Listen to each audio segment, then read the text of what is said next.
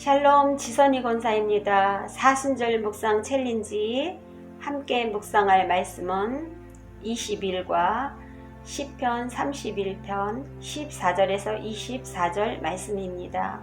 시편 31편 14절에서 시인의 생각은 자신의 고통으로부터 하나님께로 향하며 다시 간구를 시작합니다. 시인은 보이지 않지만 실존하시는 하나님의 손을 향해 자신의 손을 뻗습니다.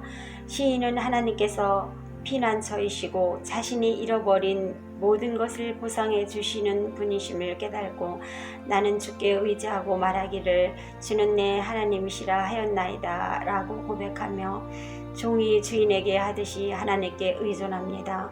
겸손히 하나님께 그의 운명을 맡깁니다. 비록 죄로 인해 부끄럽지만 하나님께서는 당신을 의존하는 자를 돕고 복을 주십니다. 시인이 이렇게 담대하게 기도할 수 있는 근저에는 자신의 연약함에도 불구하고 하나님의 은혜는 기도를 부끄럽지 않게 하신다는 확신이 있습니다. 하나님이 은혜를 확신할 때 절망하지 않습니다. 하나님을 전적으로 신뢰할 때 악인에 대한 하나님의 심판도 확신하게 됩니다. 하나님께로 가는 길은 고난을 피하는 것이 아니라 고난을 통해서 또는 고난을 넘어서입니다. 이 길에서 우리는 간구에서 소망으로, 신뢰에서 확신으로, 믿는 데서 보는 것으로 나아가게 됩니다. 이제 시인은 찬송의 형태로 소망을 선언합니다.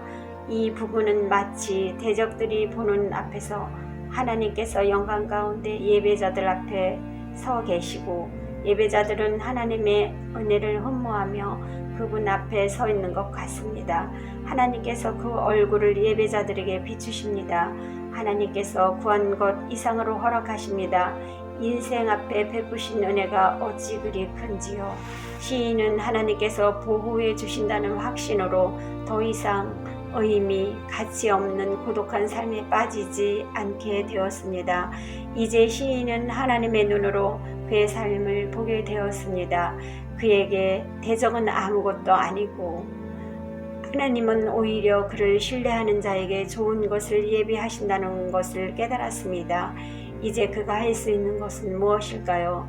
찬양할 수밖에 없습니다. 그러나 이것이 끝은 아닙니다. 자신의 죄 때문에 하나님으로부터 거절의 두려움에 사로잡혔던 순간과 그럼에도 하나님께서 그의 기도를 들으셨던 때를 기억합니다. 그 순간 시인은 지배했던 고통과 죄는 마지막 그림자까지 사라집니다. 이제 그를 하나님과 분리할 것은 아무것도 없습니다. 고통조차 분리할 수 없습니다. 하나님의 용납하시는 놀라운 은혜는 시인을 하나님께 더 가까이 그리고 더 든든히 묶는 끈이 되었습니다. 여호와를 바라는 너희들아 강하고 담대하라. 삶의 의미를 잃었다고 생각하는 순간 하나님께서는 더 깊은 삶의 의미를 허락하십니다.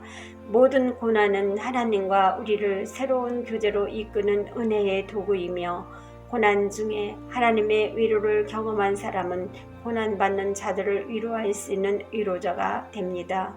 성도 여러분, 이 묵상을 통하여 강하고 담대하게 기도로 승리하기를 소망합니다. 다음 챌린지 묵상은 방영숙 권사님과 고순복 권사님을 초대합니다. 감사합니다.